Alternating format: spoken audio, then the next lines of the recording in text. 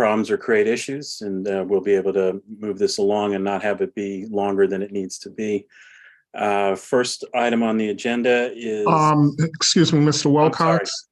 interpretation. Ms. Khanna, if you could announce that we do have interpretation available tonight. Buenas noches a todos. Esta noche tenemos disponible interpretación o traslado en español. Si quieren este servicio, por favor oprima el botón abajo, el segundo en la parte de abajo que dice interpretation. Gracias. All right, thank you very much. My apologies for skipping over that. Next item on the agenda is Pledge of Allegiance. I'll just go ahead and lead us for the sake of time. So, pledge allegiance to the flag, United States of America, to the republic which stands one nation, under God, indivisible, with liberty and justice for all. Okay. Next item on the agenda is public participation, so we'll go ahead and go with that. So I'll turn the meeting over to Dr. Joyner. I'm sorry, Mr. Goldson, you had a question or a comment? No, I'm raising my hand for public participation. I'll go at the end. Let the public speak first. Okay. Okay. Our first speaker, Dr. Joyner, are you ready? Excuse me, yes. Okay. Our first speaker this evening is Ms. Leslie Blateau. Ms. Blateau, you may begin. Good evening, everyone. Thank you. My name is Leslie Blateau. I'm a teacher, parent, New Haven resident, and president of the New Haven Federation of Teachers. This is an exciting time for educators in New Haven. Our contract, a contract that 97% of our members voted to ratify, will be discussed and hopefully approved tonight by this Board of Education. This contract will go a long way in retaining experienced educators in New Haven. I've heard it directly from our members. This contract is life-changing. This contract will enable us to keep working in New Haven with the students and families we care so much about. This contract makes teachers feel valued. We're working as hard, if not harder, than teachers in other districts. And in the coming years, our salaries will be competitive with those districts. This is huge. Thank you to the teachers, community members, students, parents, and families who voiced their concerns about compensation and teacher retention. And thank you to both negotiating teams for getting us to this point tonight. I also want to raise some questions and concerns about an item on tonight's agenda regarding teacher attendance, because we're still in a teacher retention crisis. Yes, we've agreed to substantial raises in the future, but we also have to address how we treat our teachers in the present in order to retain them. And we are still right now in a time of unprecedented illness, stress, and trauma. And I question the timing of an approach to this teacher attendance data presentation. This union agrees we want our educators to come to work, but we also must ask, do we want teachers to burn out? Do we want teachers to come to work ill? Do we want teachers to feel like they're choosing their own families over their workplace?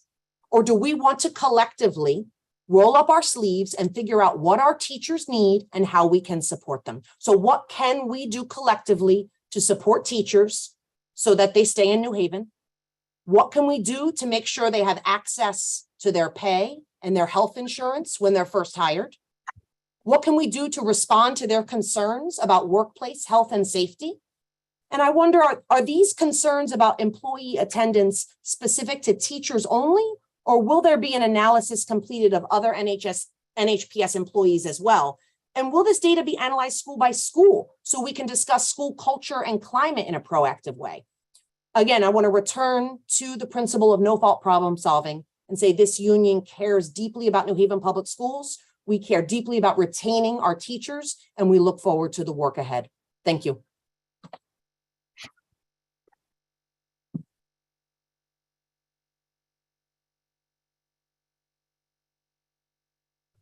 Okay. Seeing no other hands, I call on Mr. Goldson. Mr. Goldson, you may speak.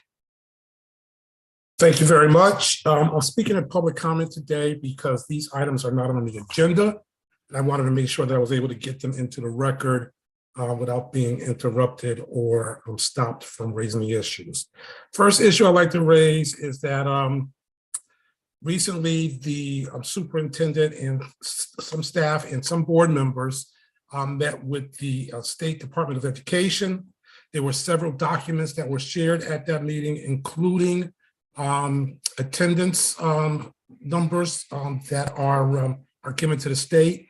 Apparently the numbers were ridiculously bad, including one number that said 98% of the kids at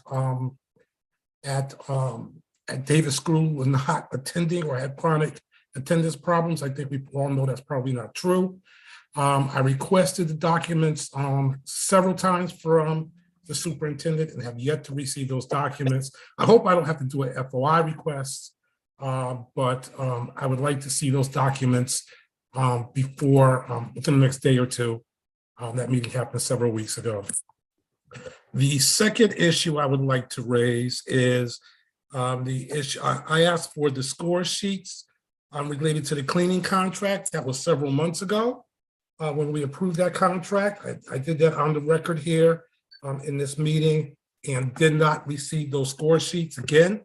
I hope I don't have to do an FOI request. That's public information that is supposed to be put into the system and we could all see it. I have not been given copies of those score sheets. And finally, I put in recently an FOI request for some emails between some board members, our communications director and the press. Apparently after I did a local radio and web show, email was sent from our communications director to someone of the press that said that that the school system or leadership of the school system was trying to figure out, I don't know if it was trying to figure out how to silence me or how to deal with me. I don't know what the exact wordage is. I'd like to know what it was because I see another investigation coming along. So I would like to, again, I made that FOI request nearly a month ago. I'm going to give the board, I'm going to give the New Haven Public School System another week or so to produce those documents. And if they don't, I will bring my request to the FOI Commission in Hartford. Thank you for the time. All right, thank you for those who made comments during public comment. We'll move on to the next item. The next item we have on the agenda an executive session slot in case the board wishes to have an executive session to discuss a settlement that is listed also further on the agenda. We've heard about this in a previous executive session, but we don't have information if everybody wants one or not. So my question is, does the board wish to go into executive session now in order to discuss this further? Or are you comfortable with the information we've already received? Mr. Goldson. When you say comfortable with the information already received, you're referring to the information that we received in the executive session that we had a few weeks ago? The information we received in the executive session a few weeks ago. And if anybody wants to go into executive session, I'm happy to make the motion. And that information has not changed? My knowledge is that information has not changed, but we can go into executive session and confirm that if you wish. Hasn't changed, I'm fine. But if there's a change to the information, I'd like to hear what it is. So I assume legal could tell us if it's the same or different. I'm looking to see if our attorney is on this call. Mr. Alexiadis is. Oh, there he is. I'm sorry. Attorney Alexiadis? Yes, I'm here, but my audio is, unfortunately, I can barely hear what's going on because my audio keeps cutting in and out. And I will I'll try to make the audio on my phone. But in the meantime, what's the question? Did anything change since we had the last executive session? That's the question. I think that then that question is best answered in executive session when. All right. attorney is on the line.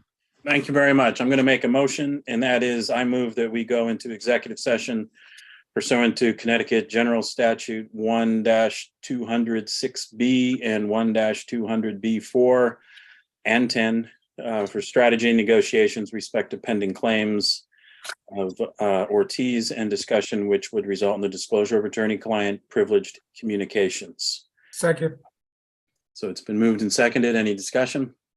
just a question about who will be attending the executive session. Attending the executive session would be Dr. Tracy, Attorney Alexiadis, Tom Lamb, and Attorney Westby. Attorney Alexiadis? I would note that, I don't know about anyone else, but I don't have the link for executive session. And if Okay. I don't have it, then the attorney. I'll be Westby- sharing the link shortly. Ms. Connor will share that, and I think it's already been sent to board members. If we could also confirm Yes. that it was sent to Dr. Joyner's email. Yes, I sent it to Dr. Okay. Joyner's Gmail, and I have to send it to Tom as well. So Tom and And Attorney attorney, Alexiata. and the Alexa, additional yes. attorney would be helpful also so that we could Okay. get it. Any further discussion? Hearing none, we'll go ahead and I'll call the vote here. Dr. Benitez, Yes. all right, you're a yes. Mayor Elicker, Yes. Mr. Goldson, Yes, Dr. Joyner, Yes, not seeing our student members, Dr. Yarborough, Yes. and I'm a yes as well. So we're moving into executive session. Tom and Attorney Alexiata, please confirm you got the link. I'm assuming he did.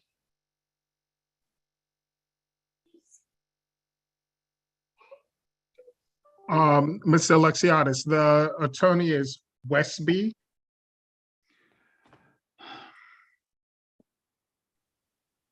It'll be Sarah Westby at Shipman. So, Yes.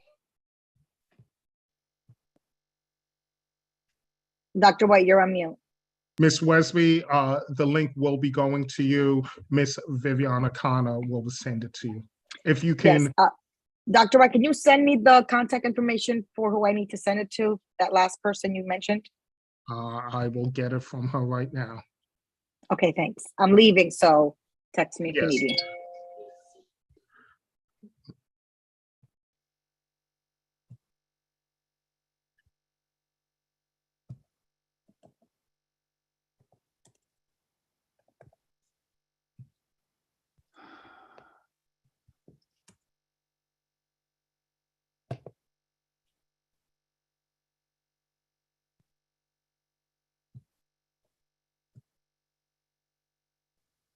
Miss Westby, I am sending you, I just sent it through the chat.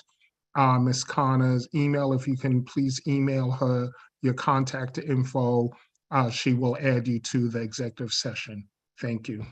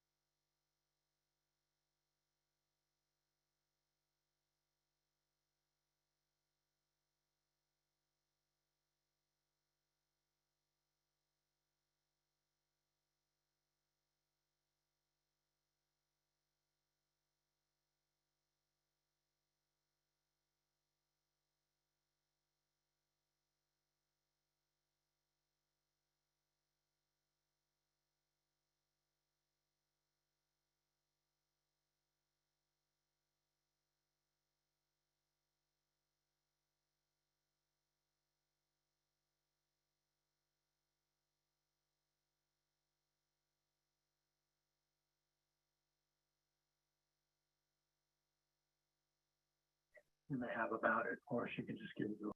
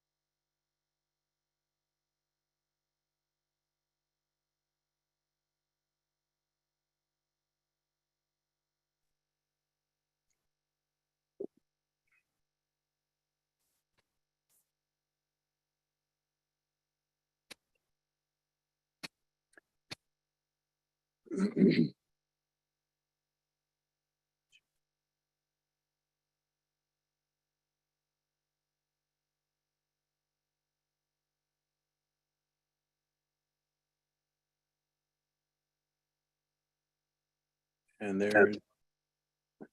All right.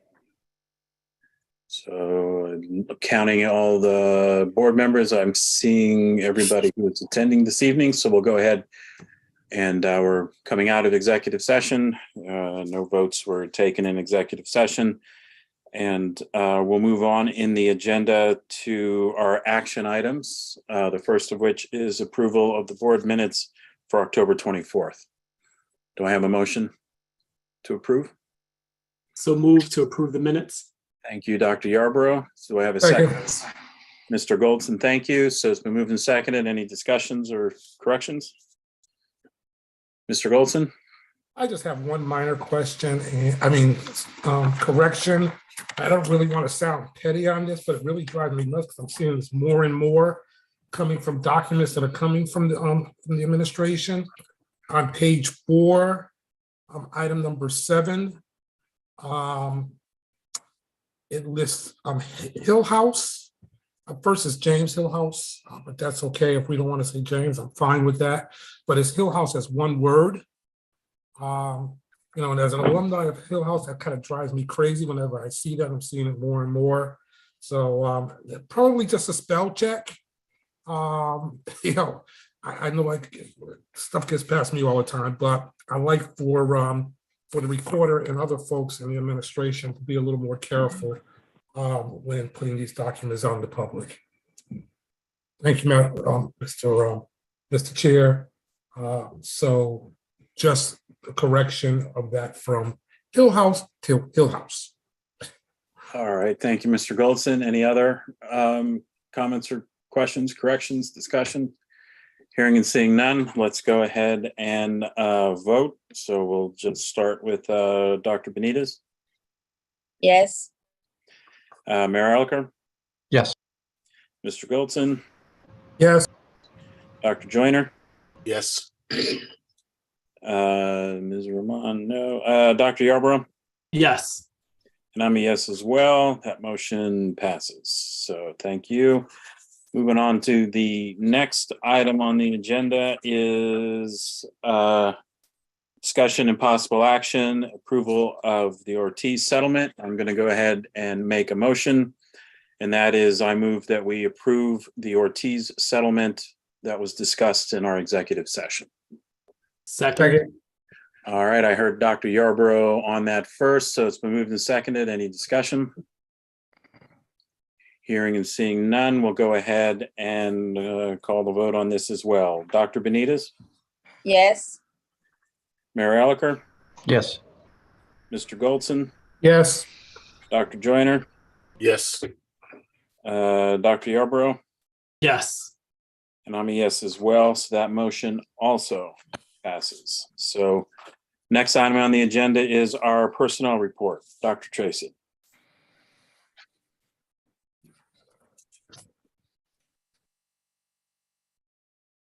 Okay, there you go. Good evening, board. Good evening, members of the community who may be watching and listening. The personal report tonight has 13 teacher hires and 4 resignations. There's nothing that is controversial on here, so I ask that the board accept the personal report as is. All right, thank you. Do I have a motion? So moved. Okay, it's been moved by Dr. Joyner. Do we have a second? Second. Seconded by Dr. Yarborough. And Any yours from discussion? now on, Dr. Yarborough. Tag team today. Any discussion?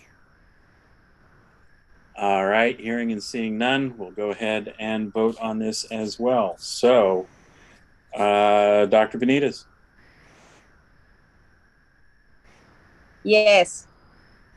Mayor Elicker, Yes. Mr. Goldson, Yes. Dr. Joyner, Yes. Dr. Yarborough, Yes.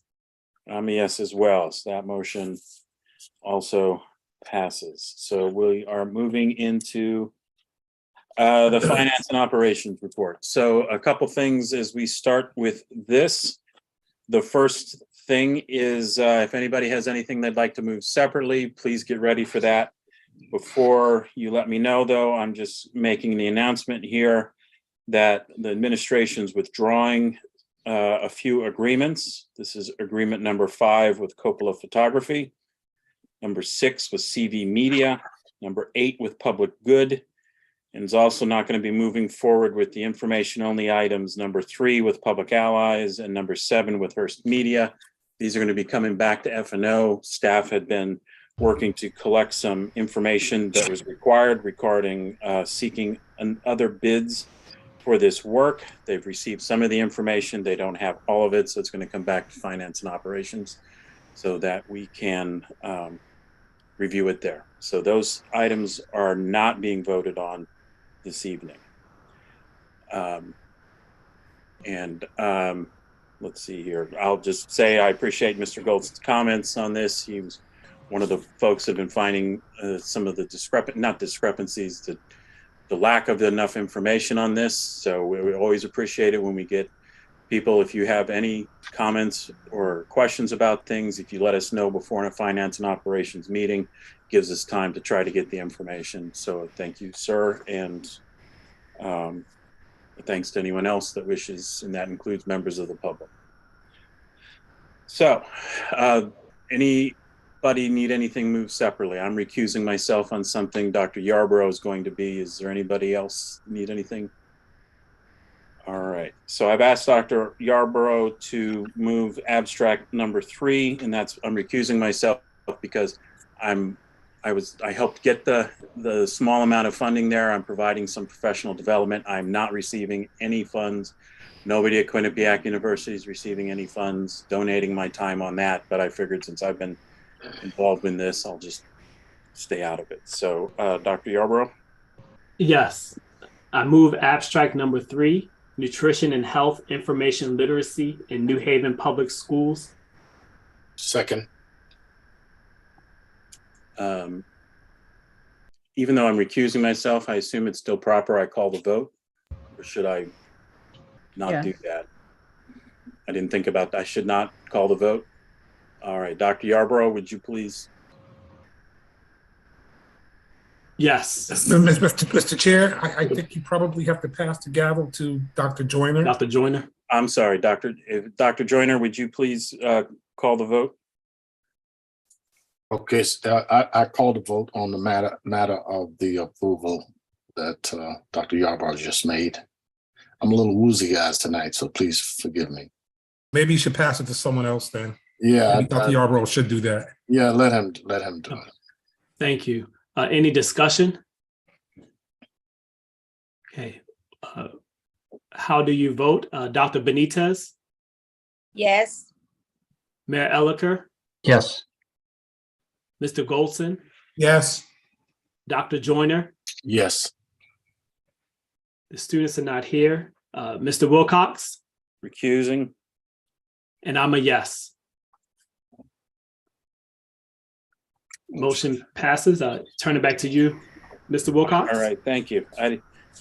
Till we got started, I didn't think about the fact I'm recusing myself and I'm also chairing. So the next item is Dr. Yarborough is recusing himself on agreement 22, which is an agreement with Friends Center, the Friends Center for Children. So I'm moving agreement number 22 with the Friends Center for Children. Second. Moved and seconded. Any discussion? Mr. Chair, is that agreement 21? Let's take a look here. Maybe I had the number incorrect.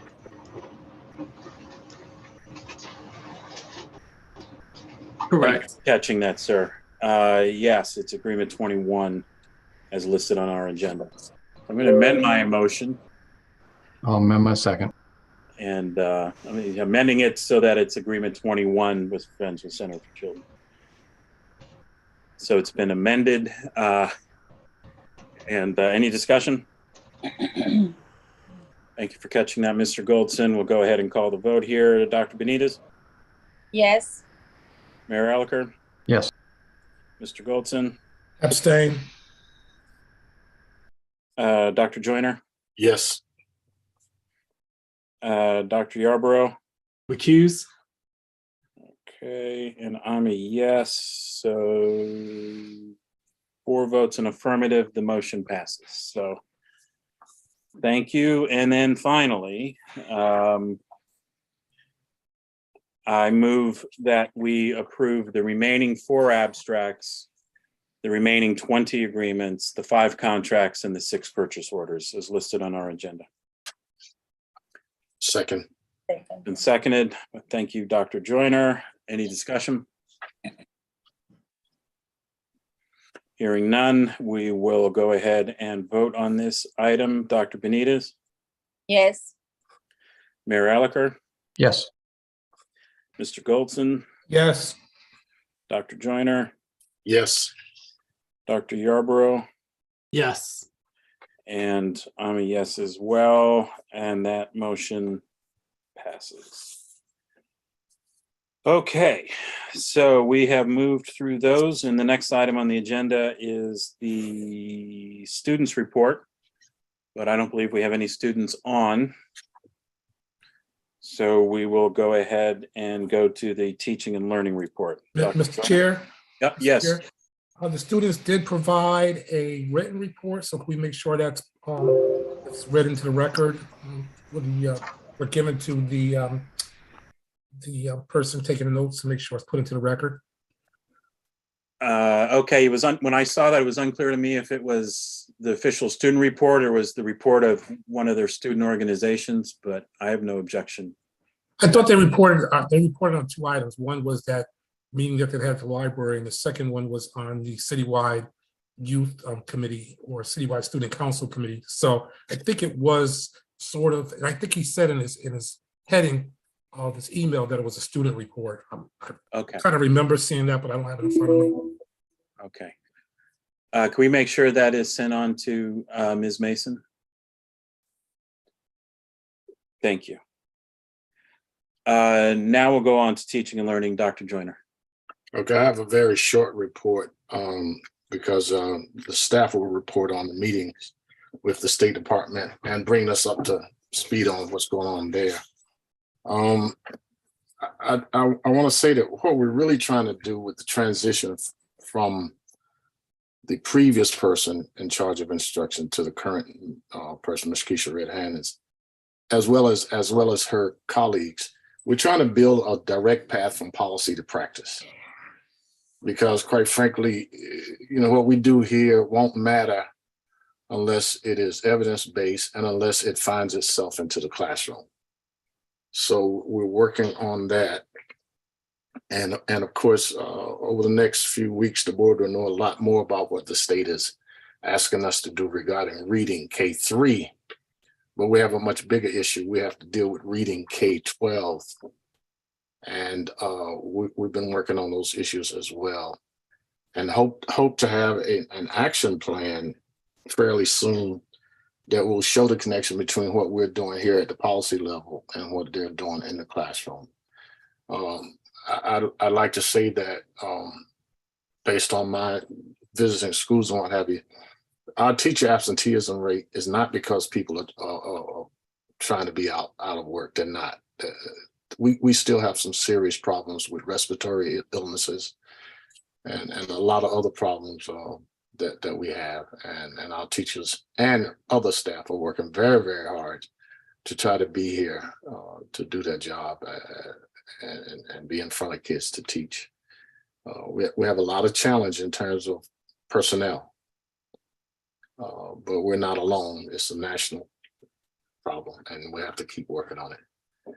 And I'd like to thank all of the folks who've been working hard with teaching and learning to try to work on attendance, on achievement and behavior. And again, we will have very clear, I believe, very clear documents going forward. But we do have to work with the state and satisfy those state requirements as well.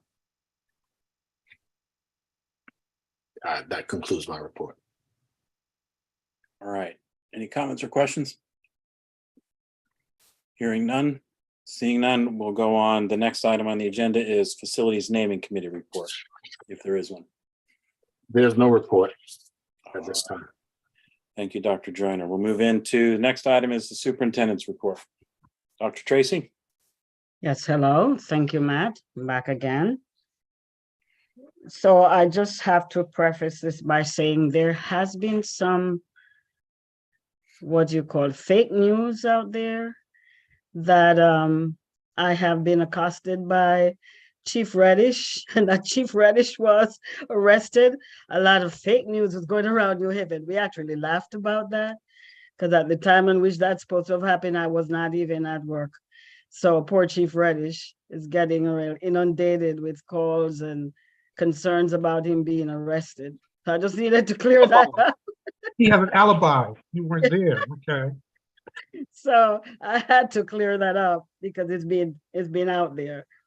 All right, so having taken that out of the way, I just want to report on, if you recall the last time I shared that we would have had a meeting with the State Department of Education and the individuals who were being invited. We did not even know what the meeting would have entailed until we actually got to the place of the meeting, which was our old boardroom at central office.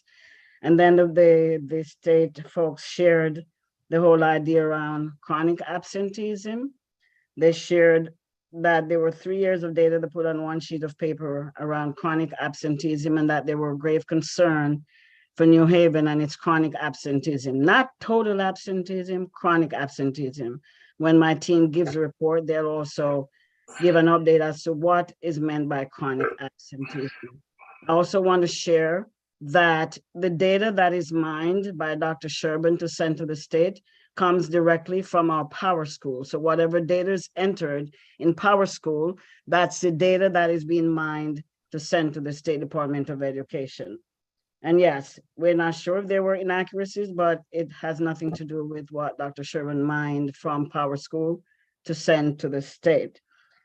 We also have, so there were concerns about chronic absenteeism, and our team actually spoke about that, and Gemma shared very clearly some of the things that were being done to work with families around chronic absenteeism in New Haven public schools. So that's one thing I want to update the board on. In terms of the other report of chronic absenteeism, talking about teacher absences in no way disparage teachers to share absenteeism, teacher absenteeism. The intent is to show that there's student absenteeism, there's also teacher absenteeism. The students have reasons for being absent, the staff have reasons for being absent. Many of our staff members were out with COVID, or even when we started school being sick with COVID, many of our students were also sick with COVID and some other variants that are going around. And even now we have a flu season on us where students and staff will be absent because of that. But that just shows you that both ways, both things impact student learning. So I just wanted to make that clarification. What we will have now is that, I'm coming, Dr. Sherburne, Gemma, Josie Blumkin, John Wynn, who have spent time mining this data. I'm not sure who will go first. We'll share some of the data with us. And then if you have any questions about that. Last year, we ended the year with 58% chronic absenteeism. That means 18 days absent from school out of the school year for our students. And this year, we have a number of students who have already reached that 18 days absence.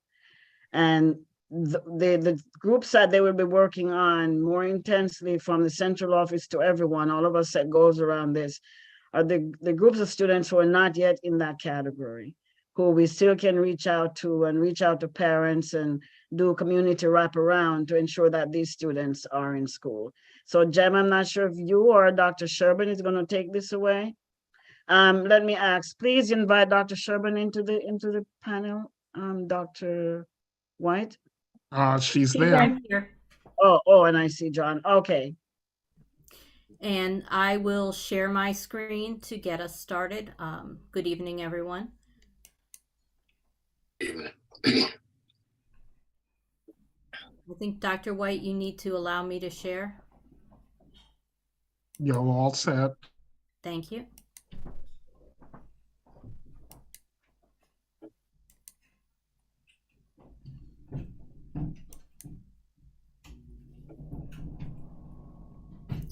Okay, I'm hoping everyone can see the presentation.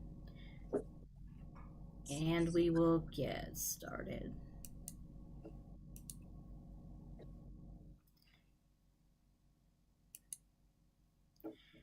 Of course, we always want to ground our presentations in our strategic plan and absenteeism, and we'll also be talking a little bit about the data for student discipline. Goes across all of our priority areas, because anytime a student is not in a seat, it will impact their academic learning. We certainly involve youth and family engagement, culture, and it has an impact on culture and climate, and of course, talented educators with the attendance. I'm going to start off with teacher attendance. And I want to thank Mr. Nguyen for pulling together and data mining for the teacher attendance. Our first slide, and again, all of this attendance data for teachers comes from ASOP, which is a system where teachers enter their absences in for substitutes. And what the first slide shows is the daily number of teacher absences that were recorded in ASOP, and we're looking at 4 different time periods, starting with the 1920 school year through to the present. And he did mark when the pandemic started so that you could see there was a sharp drop off, because teachers, everybody was home after March. And it's kind of hard to see on this particular slide and to compare them, but you can see that there's a lot of variation through different parts of the year. In a normal school year, which we really have not had a normal school year. In the 2021 data, you can see that it's kind of low at the beginning, and then that's when we began the year remote. And then we see increases, and we're going to see spikes in teacher illnesses, and we saw that throughout last year, and we see this again this fall with the flu season and other respiratory viruses. But we wanted to do a little bit deeper look at the first 45 days of school. And so that's what this slide shows. This is the first 45 days of school for those the same school years. You'll notice the one on the bottom is the school year that we began remotely. So if somebody had a mild illness that, they were still functioning well, they didn't report out sick because they weren't in person-to-person contact and couldn't spread that. But you can see that in all of the other years, we have a lot of variation from day to day with spikes, sometimes up to 200 teachers absent in any given day, not necessarily the same 200 teachers, however. And then we also wanted to see if there was a difference this year between the different grade levels. So the blue graph shows the teachers who are in K-8 schools, and I guess I would call it orange, shows the high school teachers.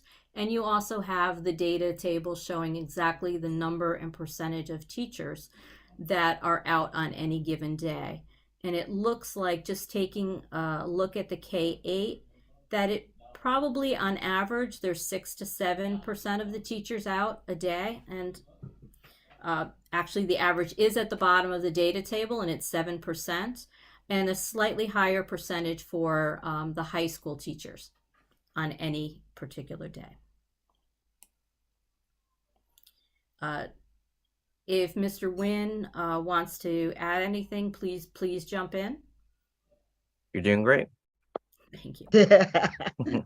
Okay, so let's move on then to student attendance. And just to remind everybody about what chronic absenteeism means, it's really if a student is considered chronically absent if they miss 10% or more of the days that they're enrolled in school. So we are, let's make believe today was day 40. A student would be considered chronically absent if they had 4 or more absences. To kind of put this in a little bit of a context, we're a little bit past day 40, but we're not to day 50 yet. So what you see on this slide is for the first marking period, so the first quarter, comparison between last school year and this school year. The 21-22 school year is on the top, and we've taken the absences and disaggregated them into different buckets based on the number of absences. So on the far right, you have 0 to 1 students with 0 to 1 absences. And this is the same with the current school year on the bottom. The next bucket to the left is students with 2 to 5 days absent. And that is the largest group of students that fall in that bucket of 2 to 5 days. And we've kind of labeled that as alert because we want schools to be paying attention to these students. Some of them are at this point in time considered chronically absent, the ones with 5 absences. Others are on the verge of being chronically absent. So we want to pay attention to those students. The middle bucket of students have 6 to 10 days absent, and we are going to pay a little bit different attention to this group of students because we want to prevent them from becoming chronically absent. The next group over are 11 to 17 days absent already. So these are a little bit more severe cases. Some almost chronically absent for the year. And then on the far left, you have students who've already met that 18 days absent threshold. I think at this point, if Miss Gemma Joseph Lumpkin would like to speak a little bit about the different strategies for these different groups of students. Right. Thank you. Thank you, Dr. Sherbin. So we are capturing the data in this group frequency distribution in order for us to really compare the differences within chronic absenteeism. We like to say chronic absenteeism isn't equal. There is a wide distribution and a lot of variation that's represented in that big number. So what we've learned from our experience, our work with CSDE and the National Renowned Attendance Attendance Works program rather, is that each group that Dr. Sherbin described, we have to respond differently. And that track 1, those on track 0 to 1 students, we celebrate. Those alert students, we're very concerned about that group of students potentially drifting into what I'm describing as moderate. But that requires the 2 to 5 days absent requires teachers and school-based folks to be in contact with those parents, to check in, to make sure things are okay.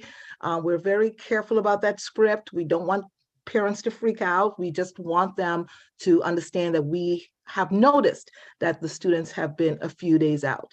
And with 45 days of school, which was the last time that we tracked this data, it is, 4 days out equals chronic absenteeism. It represents 10% of days enrolled, students missing that amount of time, 10%. In that 6 to 10 group, we're referring to them at this stage as being moderately chronically absent, but every student in that group, we are training our schools to ensure that they have school-based mentors, along with a student success plan, as well as ensuring that we are collaborating with the families and doing some external mentorship opportunities as well. This is a group that we worry about because they tend to fly under the radar. These students, when we look at their general schoolwork, we don't see students not doing well. They're doing fairly well, reasonably well, but they fly under the radar because they're not behavior issues. They're just missing a day here or there. This is a group that we really want to make sure that we stop the bleed. So we do that, as I mentioned, that extra school-based mentorship, getting those success plans in collaboration with the families, as well as appropriate, assigning these students to community-based mentoring. I sort of broke up this 11 to 17 group into 11 to 14. And let me just talk about the 11 to 14. In this particular category, these are students who we want to unwrap the issues. Within that group, there are a variety of issues, family health issues, potentially students working, but we will implement intensive home visiting and assigning these students as appropriate to our YouthStat Tier 2 attendance team for further and intensive community supports. And then we have that extreme group, which I actually broke down to that 15 to 18, which means that these students are likely going to be off the charts. And that's where we begin to send in the larger sets of community supports, which would depend on the situation, ranging from probation to DCF to a variety of other intensive interventions to figure out what's happening with those students and what we need to do to get them back on track. But the big discussion here is that there is group there is distribution within that large 42% that we are at this point. Our goal is to hold that group that is between 2 to 10 days and to provide deep and intensive support to students who go past the 10 days. We are also working on the infrastructure issues, which Dr. Sherbin can speak a little bit more about, which is to get our data systems up and running, which we've had issues with due to the supply chain, working with the State Department of Education to help us with technical assistance. And just today, meeting with Attendance Works, which is a nationally renowned organization to support our work in reducing this high rate of chronic absenteeism.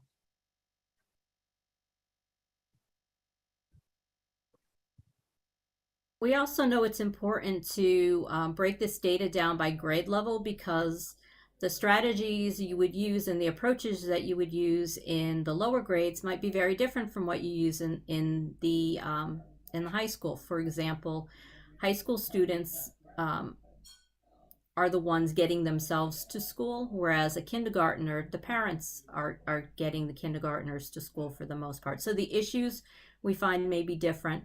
And I want to thank Pedro Mendialanda for helping us to disaggregate all of the data, not only by grade levels, but also by subgroups. And all of that work was very valuable in the meeting that we had with the principals, because we did share all of this data in excruciating detail with the principals.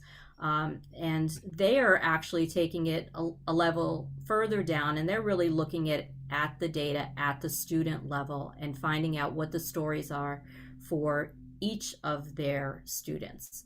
But we do see similar patterns at all of the grade levels in terms of especially that 2 to 5 day group being the largest group, but also that 6 to 10 day group being a group that we need to really focus on, as Ms. Joseph Lumpkin indicated.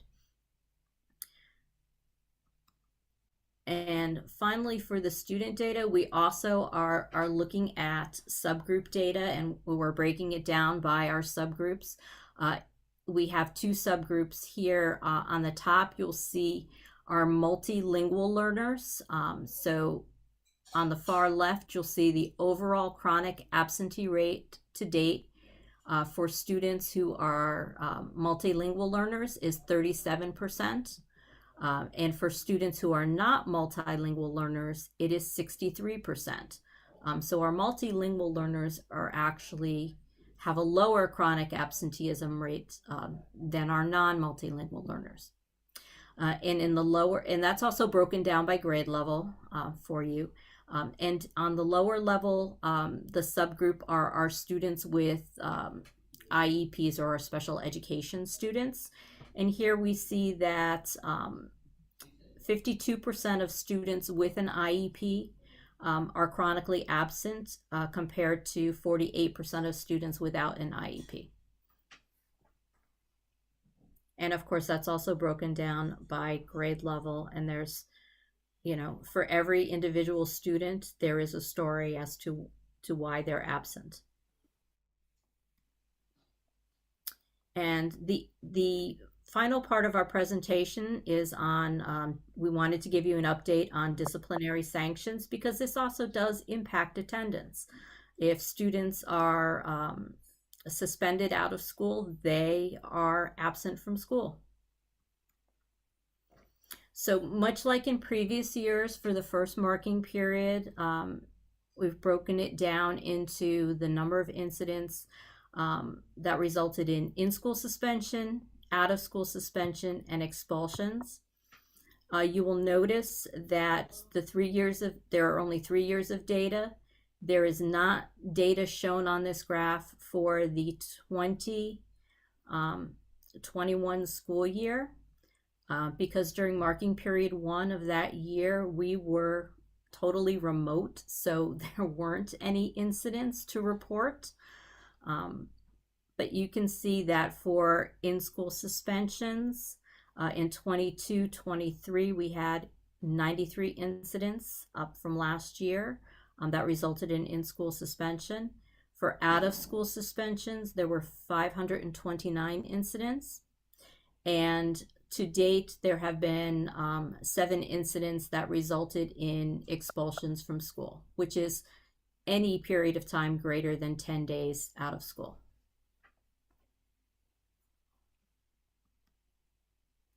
To give you a sense of what types of incidents are resulting in suspensions, and would be for the out-of-school suspensions, the vast majority of these incidents are incidents that involve fighting or physical aggression. So fighting, physical altercations, assault and battery.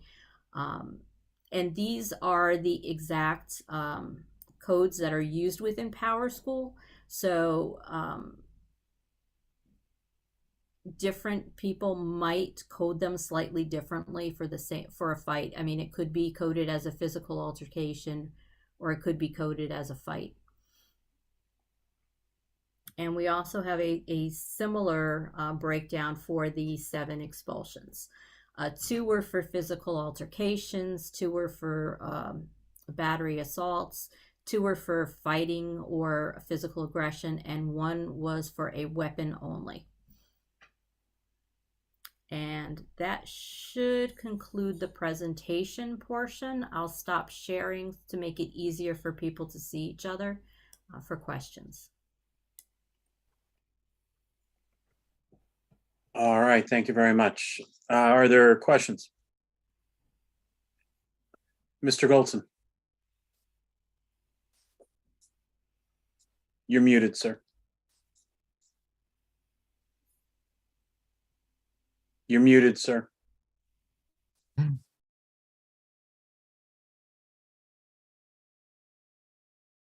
Thank you, Mr. Chair. My first question is leave of absence, those kind of leaves, what's it,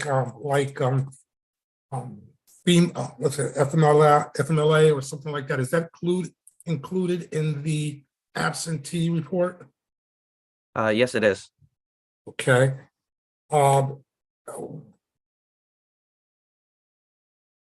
My second question was, we're getting a report on students' absences, we're getting a report on teacher absences. Why are we not getting a report on administrative absences?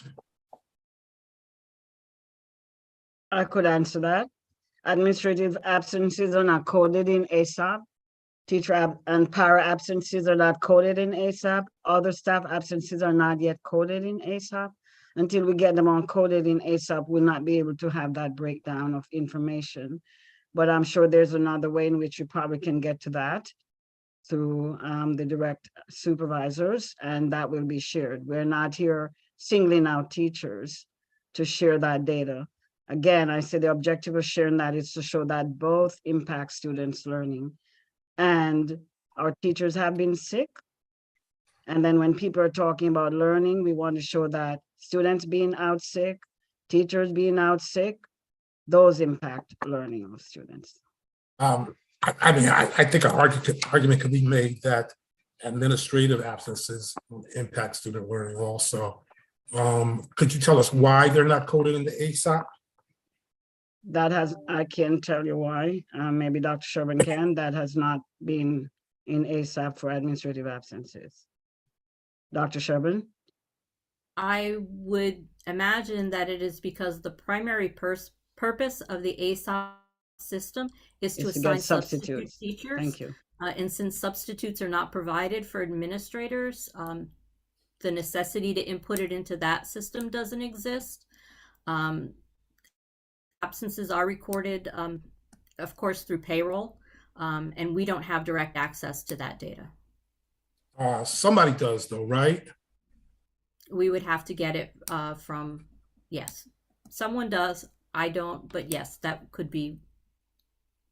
Well, I mean, maybe it's just me, but I would suggest that if we're going to do reports on absenteeism in the school, especially absenteeism that affects student learning, we know that janitors probably don't affect student learning, and some other folks probably don't, but we do know, I do believe, and I think if anybody believes in the worth of administrators, they certainly affect student learning. So I would hope that we would find a way to add them to whatever absentee reports that we do. In terms of the, I want to go back to the end at first and then go back and ask a couple of quick questions about some of the stuff. In terms of the suspensions and expulsions, are we saying that so far this year, there's only been 7 expulsions? That is correct, according to the data that's been inputted into PowerSchool. And how does that compare to last year? Last year at this time, there were, I believe, 3, but let me just go back and look at that slide. Sorry, 4, correction. There were 4 in the first marking period. So this is going up almost double this year. And there are Okay. there are more expulsions to come, and does that they have not gotten off they have not been addressed yet through the hearing officer. So there are more expulsions will be coming because a lot more things have happened to have more expulsions. So that number is even greater than double what it was It would be last. greater, yes. Yeah. Okay. In terms of the incident suspensions, you had it broken down by school at one time. Is there a particular reason why you didn't do it this time? We didn't have the time to. We yes. wanted, a board member asked that we present that data. We didn't have the time to get all that data mined. Thank you. Okay, thank you. And again, how do these numbers compare to last year's? I don't see a total here. I haven't had a chance to total up the numbers here. So the out-of-school suspensions was actually, the totals are on the previous slide. I to see it, where the okay. incidents are. So there were 529 total this year. There were 283 last year for the same time period. And pre-pandemic, there were 367 in the same time period. All right, and these in-school suspensions are affected, the in-school and out-school suspensions, I assume, are affected by whether schools have in-school and out-of-school suspension. That's one of the reasons why I asked about which schools had what, because my understanding is there are several schools, I can't remember what the number was because we actually, the last time we got this presentation, all of the schools were not on the presentation, as Mr.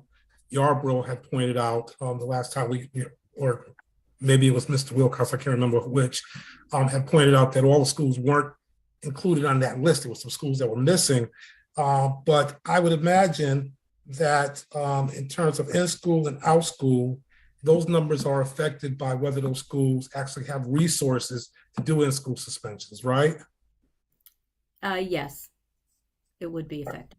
So if you say there's in-school suspensions, then there's out-school suspensions, some of those out-school suspensions probably would be lower if we had in-school suspension resources in some of those schools. Is that a correct statement? It Probably. may be, but I have no way of knowing. None of us do, particularly since we don't have that information in front of us, but can we eventually get that information? Don't think so. Madam, Ms. Superintendent, Dr. Tracy, can we get that information? We will try. Well, we can only report what is in Power School reported from the schools. Power School is where all this information is placed. We can only report what is sent from the schools up into Power School.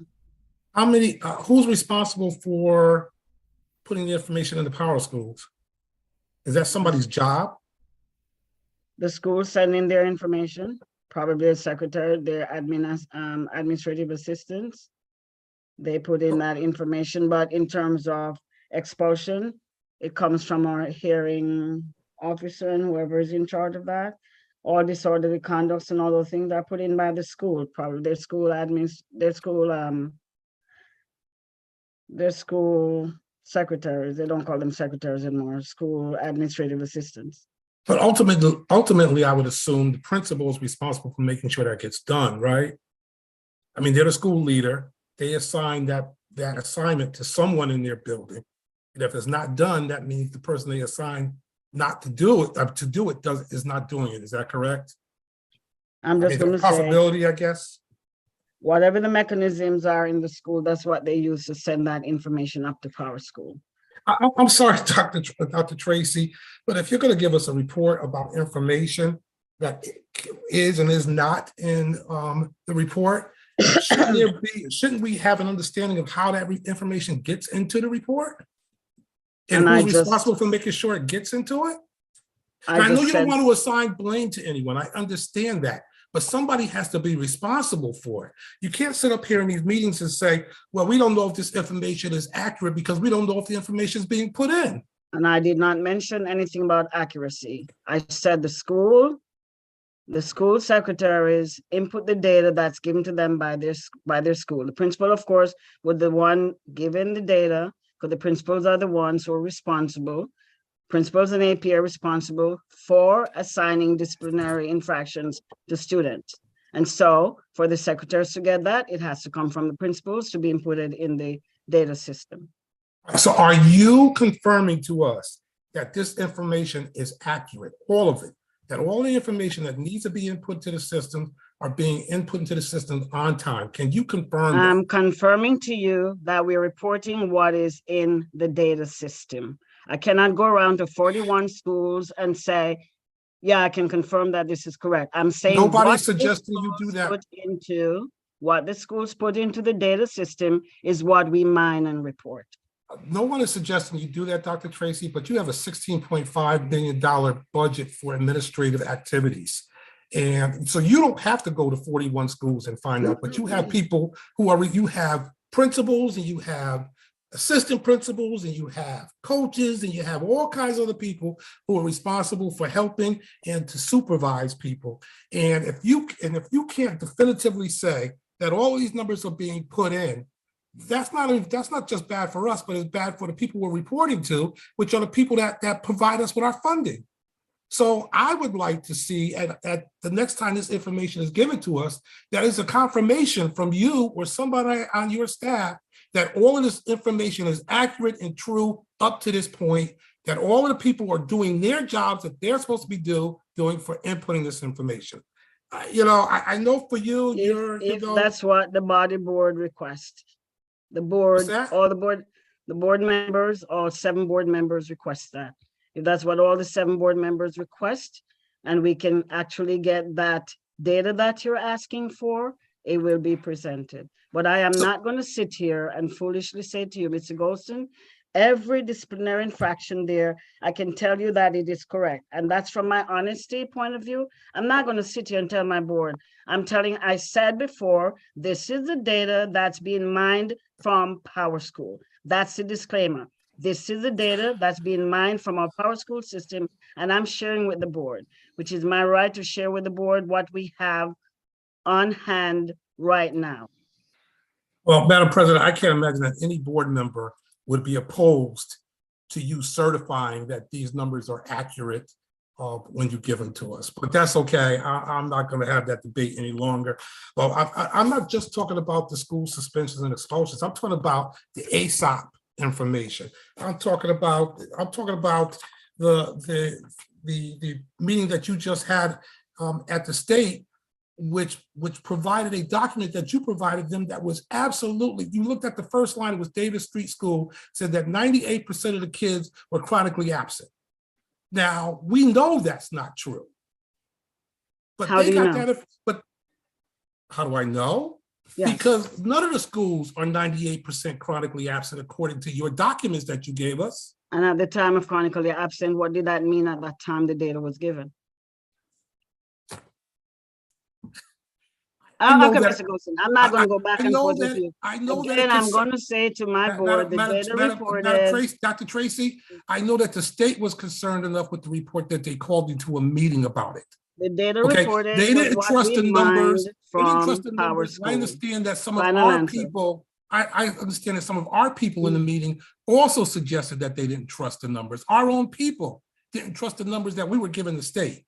So all I'm asking of you is, as the superintendent responsible for managing the school system, is to figure out who's responsible for getting this information to the state and to us and making sure that it's accurate and certifying that it's accurate. That's all I'm asking. I got a couple of quick questions in terms of the daily number of teacher absences paid, I guess, which is page 1 after the cover. How many teachers are there total in the system?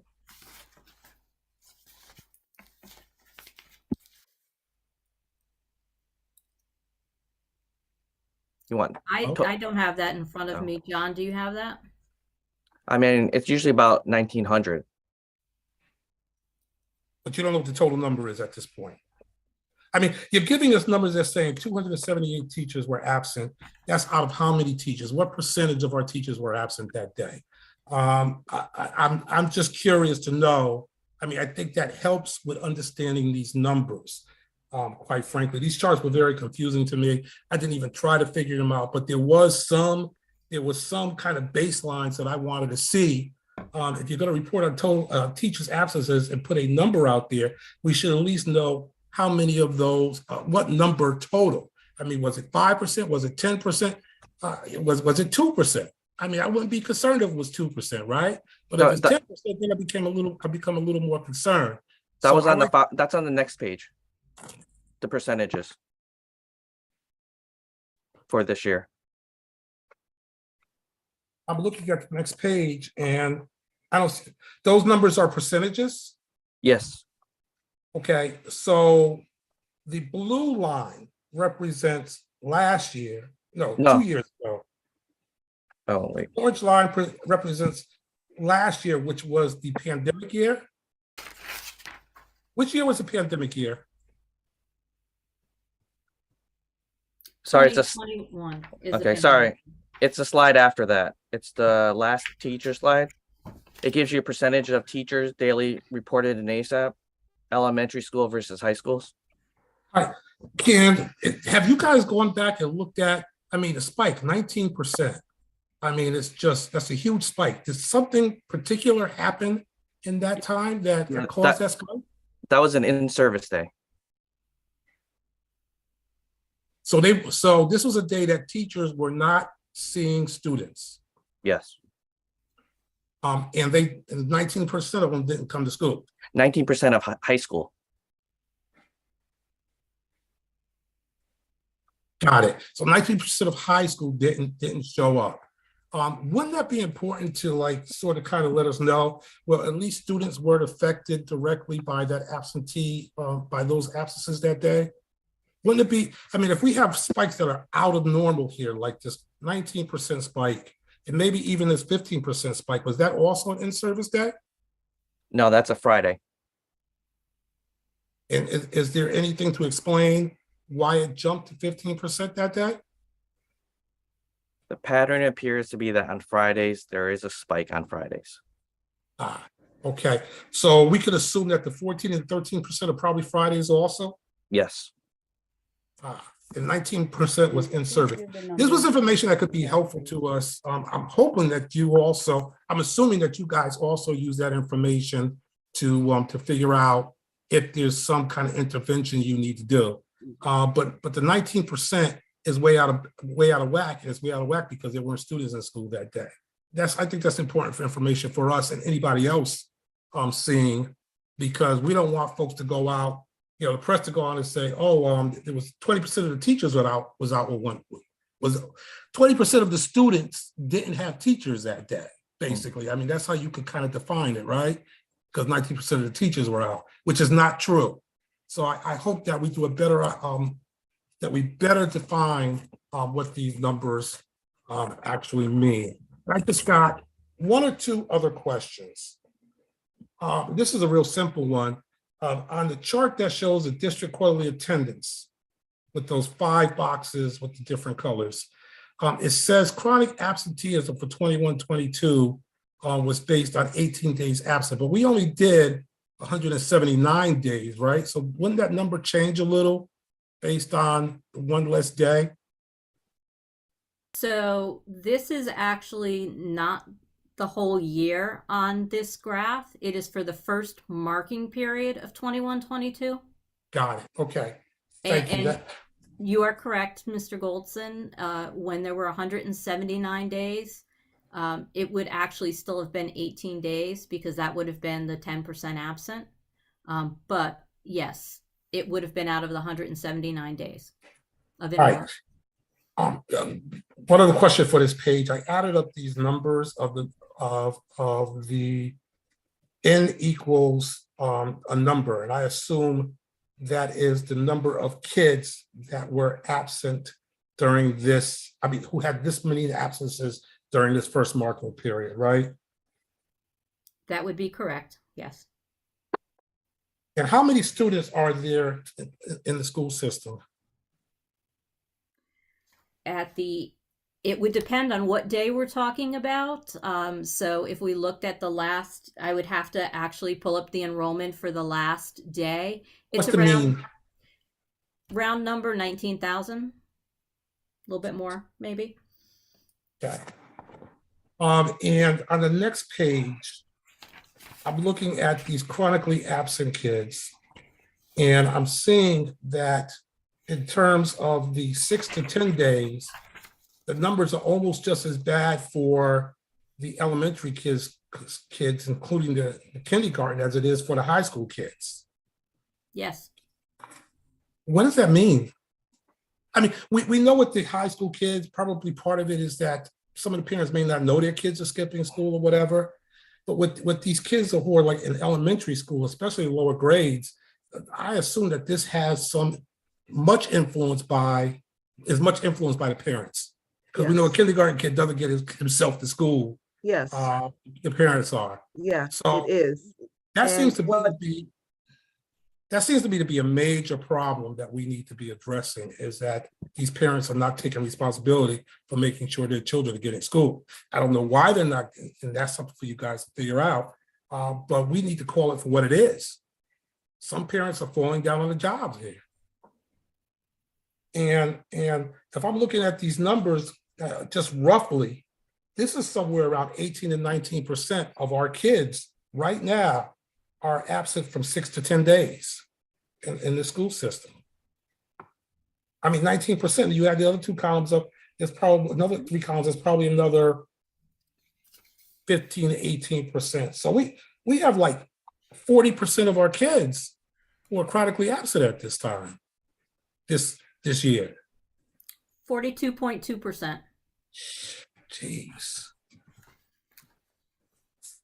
All right. And I think that is it for me. Thank you very much. Dr. Sherbin, the total number in Automate reported today is 19,370. Thank you, Dr. Tracy. And just so people know that not included in this are the students who are in, while they are included in our total enrollment and are reported to the state, the students who are in outplaced facilities are not included in these particular numbers because their attendance is not recorded in Power School. We get that later from the outplaced facilities. What does that mean? Like ACEs and stuff like that? Not ACEs in particular because they register the students in PCES, but if a student is at American School for the Deaf or any number of other either special ed or if they're in a detention facility, for example, we get all of that data after.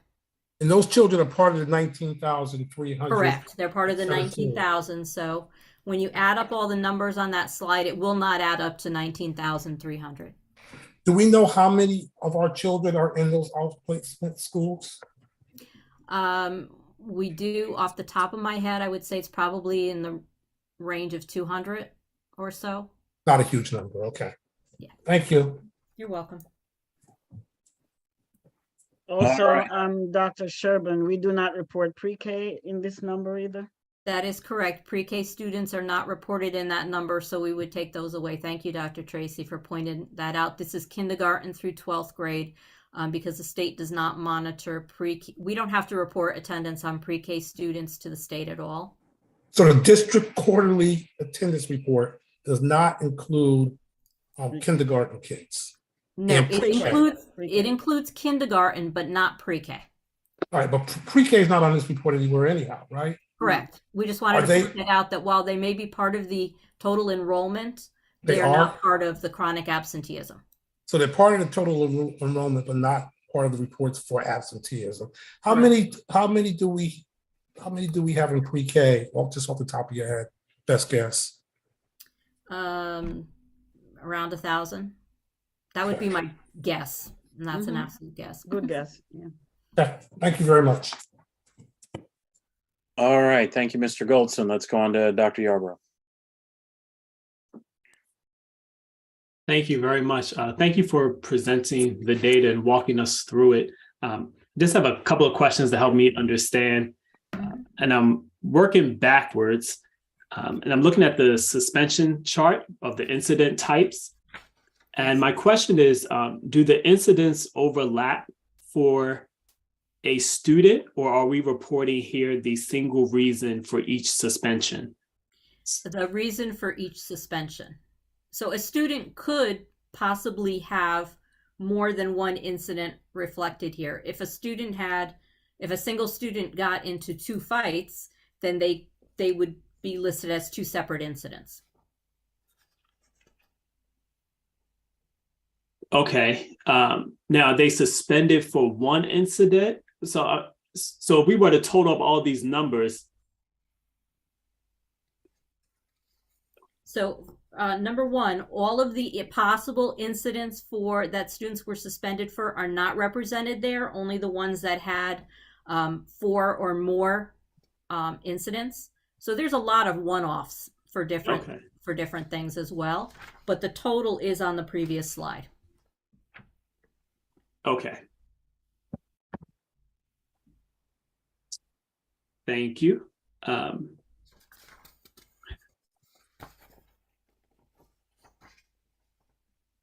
for the previous slide, the discipline sanctions for the district. Yes. I think I heard you mention that the out of school suspensions and expulsions count as being absent. The in-school suspension, are those students also marked absent or are they marked present? So in-school suspension, the student is physically in school, so they are marked present. The out-of-school suspension, they would be marked absent.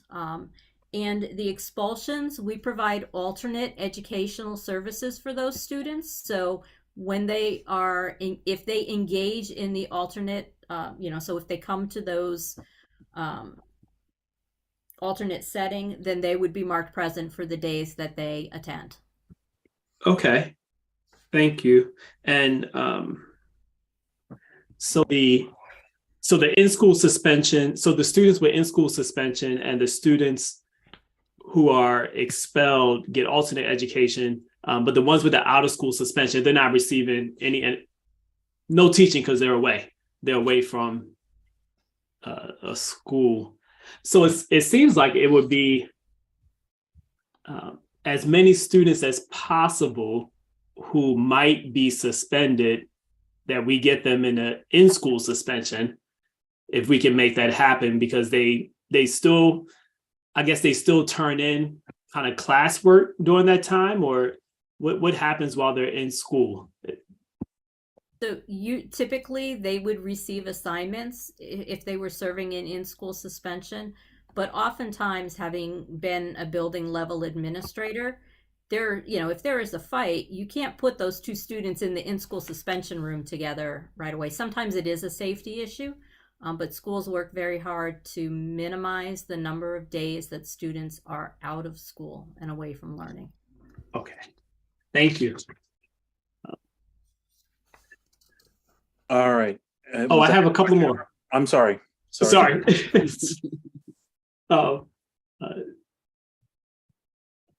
I think just two more. For the district quarterly absent attendance report for M1. And I think this is perhaps a question for Ms. Joseph Lumpkin. When a student is marked absent, what goes into the system for data collection is just that the student is absent. We don't necessarily know the reason. And I'm curious, I think it might be informative if when families are reached out to, if that information is collected and reported somewhere, because I'm curious how many of these reasons might be for health reasons, because we know if a student is exposed, perhaps to COVID, or a student is sick, or we think the student might be contagious, or they're waiting for a test, that could be multiple days that the student is out. And so I'm trying to understand, how much of the absenteeism is related to students or families opting not to come to school for non-medical, non-health, non-wellness reasons, and what may be the proportion where it's related to, illness, or even now exposure. If we talk about COVID, do we have a sense of, and maybe one part is, the percentage of students that are absent for sequential days versus just one day at a time? Do we have a sense of what might be medical related? Not an exact percentage, but in the younger age, where you see those kindergarten students and the K through third grade, oftentimes it is a student who the parent described as ill. And when we looked at last year and even some issues this year, we have families that are choosing to use multi-generational babysitting, if you will, because they're concerned about a sick child, or a child who, or they themselves still worry about COVID. That's what we're seeing now in those early grades. So the larger percentage of students in those younger grades, it is generally students who are reporting to be homesick. So our intervention for that is to make sure that an outreach is made from the nurse to get an understanding of what that illness is, and to ensure that this child is receiving care and the appropriate care. So to answer your question, the majority of these students are reporting sick, runny nose, cough, concern about another kid sick. We have a lot of work to do around attendance education, but the majority of the reason is illnesses in the early grades. And Dr. Yarborough, unfortunately, students will come in with excused absences, but they still have to be coded as absent. The state does not differentiate excused and unexcused absences, and that's unfortunate. Because I remember during COVID, we were inundated with a lot of illnesses with student isolation or quarantining, but it's still marked as absent. Okay, I acknowledge that that's a loss in terms of being able to maybe more accurately explain what is happening. I do appreciate the differentiated outreach that responds to, that is thoughtful about what the absence might be related to and how to support that family. And then just the last question, which is kind of related. Sometime later, it might be interesting to see for teachers, when the when someone is absent once versus consecutive days, and whether or not that's related to COVID or something else, where there's kind of a prolonged time to be an absent. And when I think about the absentee rates and the chronic absenteeism for the students, I mean, you have the flu once, you have COVID twice, and you've already met kind of the 10% for a certain quarter or a year. So it doesn't seem to be difficult to actually reach the threshold to be chronic. And of course, the big issue is the learning doesn't happen during that time.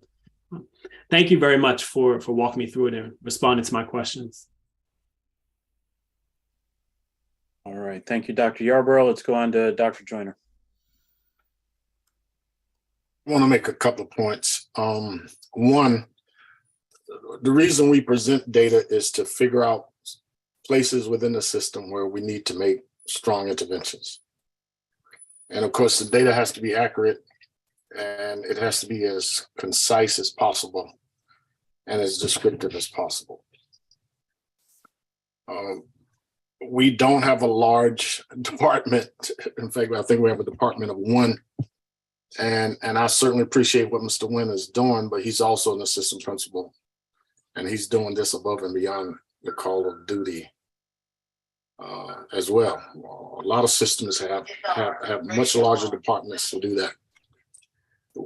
In order for us to improve our system, we have to use a medical model, which means that we have to know where the problem areas are, what the current services are, and what services do we need to improve, what services are working, and things that we're doing that are not working that we need to discard. So I'm going to ask for a special teaching and learning meeting within the next 2 weeks to talk about data collection, data presentation, and interventions. We're going to have to up the ante on that. And you can't do that unless you hold every person responsible for doing their job. The point made about early education. If a child in kindergarten is not coming to school, that's not the child. If a child in high school is coming to school and not going to class, that's not the teacher, that's not the parent, that's the high school kid. And so we're going to have to set some standards for data collection, data presentation, and we're going to have to use, we're going to likely have to use people outside of our district that have specific expertise in this area. Dr. Yarborough, you're a scientist, and you know that the validity of the data, the presentation of the data, those two things actually impact the call for intervention. And so we've got to do that. We don't have to blame anybody for it, but we do have to identify causes, effects, and at some point identify who's responsible.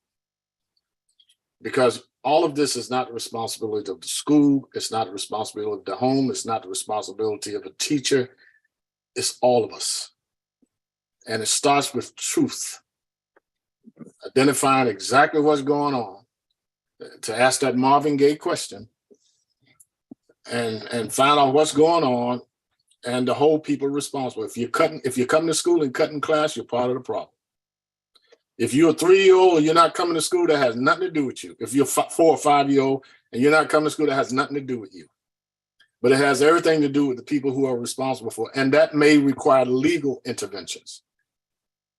It may require reporting people who are derelict in their responsibilities as parents to the Department of Children and Families.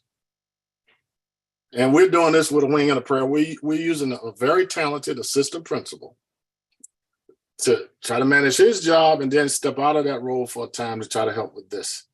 And so it's our responsibility as a whole body to try to address this problem. And it starts with a meeting to determine what's going well, what's not, and what's needed. And that concludes my comments. All right, thank you, Dr. Joyner and Dr. Benitez.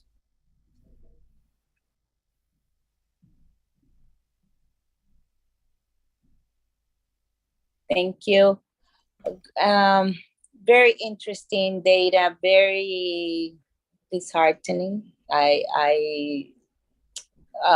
But as always, I want to focus on what we could do to clarify things for us and for parents and for the public.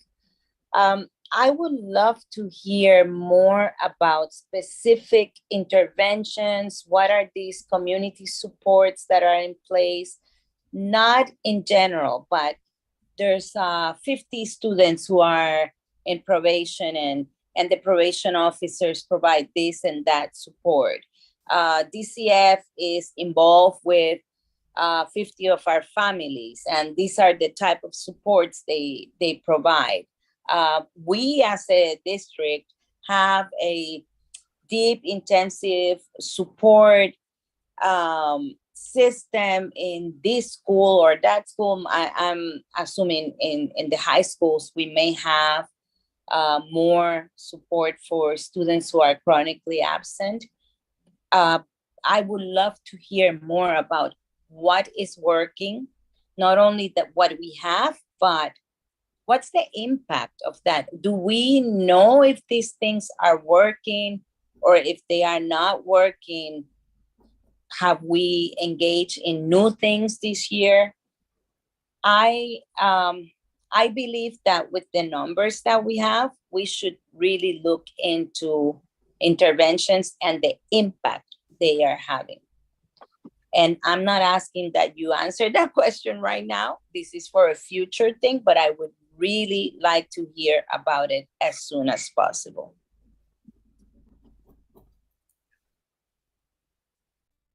All right. I don't know if there was any comments in answer to that. But I don't know you were specifically seeking them. That was from the future. Just wanted to make sure that there was time for people to respond if they needed to respond. We'll go on to Mr. Goldson. Thank you, Mr. Chair. First of all, I'd like to make it clear that I am pleased with the reports that Mr. Nguyen and Dr. Shervin gave us, because they gave us reports on the information that they received, and I hold them blameless for that. I hold them; they're not responsible for it. You put in garbage, you get garbage out. They're at the end where the garbage is coming out. So I understand the issues there, and I certainly don't hold them to blame for the information that we got, and I appreciate for them doing the best they can with what they have. And I agree with both with Dr. Joy, with Dr. Benitez's questions about interventions, and I'll tell you why in a moment. I also agree with 99% of what Dr. Joyner said, except around not holding anyone to blame for it. I mean, we are now living in a society where everybody's blameless. I mean, people are getting paid decent money to do a job, and they're not doing it. And I think it's time, and I'm not suggesting that we put blame on people to punish them, but we certainly have to put blame on people to make them do better, to make them do their jobs. And that's what the taxpayers and the parents and our funders expect from us. They expect for us to make these people accountable for what they are paid to do. So I hope that we start to do that, because we do 179 instead of 180 days and nobody's blamed for it. We still don't know how that actually, who is responsible for keeping track of that, and who's responsible for keeping track of it this year. So, we can't just keep poo-pooing off these issues and say, oh, it happened, let's move on. It didn't just happen. Something broke down in the system, and we have to figure out how to fix it so that it doesn't happen again. And I don't see that at this point. I don't see, maybe it's happening, but we're certainly not getting reports on that it's happening. And I have to agree with Dr. Benitez. I'm concerned about what we're doing and Mr. Yarbrough, Dr. Yarbrough, about these in-school suspensions. I'm concerned about what our interventions are, what we're doing to fix those problems. For example, and by the way, I take full blame as a member of this board. If this system is not working correctly, I, as a board member, is as in much blame as anybody else is. I know a young lady. She had 7 or 8 kids. Her first 4 or 5 kids never even graduated from high school. Barely made it out of middle school. Only her last 2 kids graduated from high school. One of them ended up going to college. And those 10 kids graduated from high school because by the time she got to those kids, she had actually got her act together. She was having issues that affected her ability to be able to manage her children going to school. And this school system just, how do you have 6 or 7 kids from one family who are not going to school and nobody does anything about it? And I'm not saying, our job is to teach. We can't teach kids if they don't get there. I get it. But at the very least, somebody should have been responsible for saying, these kids are not in school, and let's send DCF over there to figure out why, because they didn't. She never, ever was held responsible for her kids not going to school. And now she has 5 or 6 kids who, when they were kids, when they were 13, 14, 15 years old, started having their own kids. And we as a school system did nothing about it. Now, if some people are of the thought it's not our responsibility, we only educate the kids that come to the school, we shouldn't worry about the ones that don't, then okay. I don't agree with that, but if that's the majority thought out there, then that's fine. But I think we have to do more. I think we get more than enough money to figure out, especially special grant money, to figure out how to help these kids, these families that are having problems. I don't even blame the mother. The mother was having some serious issues in her life, and we didn't help provide supports to her to make sure that those kids got to school and graduated. It makes me very sad, and it makes me wonder, if there's something, if we just decide those kind of children we're just not going to worry about. I'm hoping that that's not our philosophy, and I think maybe we have to reaffirm what our philosophy is. And if our philosophy is to try to teach every kid in this school system, if our philosophy is not to suspend these kids out of school for having a verbal altercation or for skipping class, we suspend a kid because they skip class. Jesus Christ, we're giving them what they want. They've already sold us they don't want to be in school, and we're suspending them for not being in school. I think we have to look at what kind of supports we're providing. We got to figure out which one of those schools don't provide in-school suspension and figure out how to do it. I think Dr. Yarbrough really piqued my interest in this the last time we had this on the agenda, and it's even more piqued now. I don't know. For my last year, I want to make sure we fix that. If I can't say anything else, I want to be able to say we fixed this whole suspension problem so that we're not giving kids vacations from school when they're begging us for vacations from school.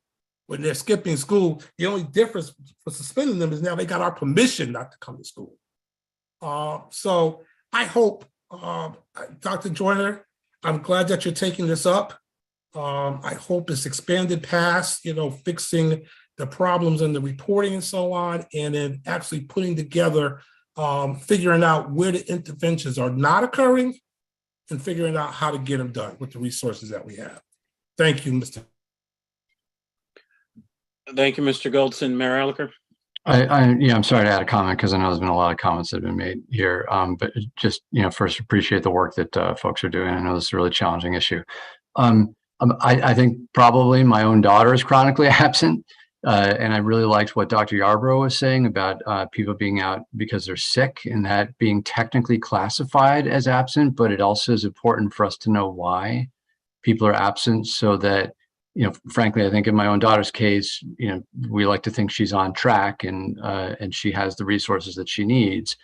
And you don't need to do an intervention there, but she's probably been 6-7 days out already because of sickness. But there's other kids where you need to do the intervention. And I'm not sure, I'm sure it's challenging to figure out system-wide how to determine why a group of kids is absent for this reason, why a group of kids is absent for that reason.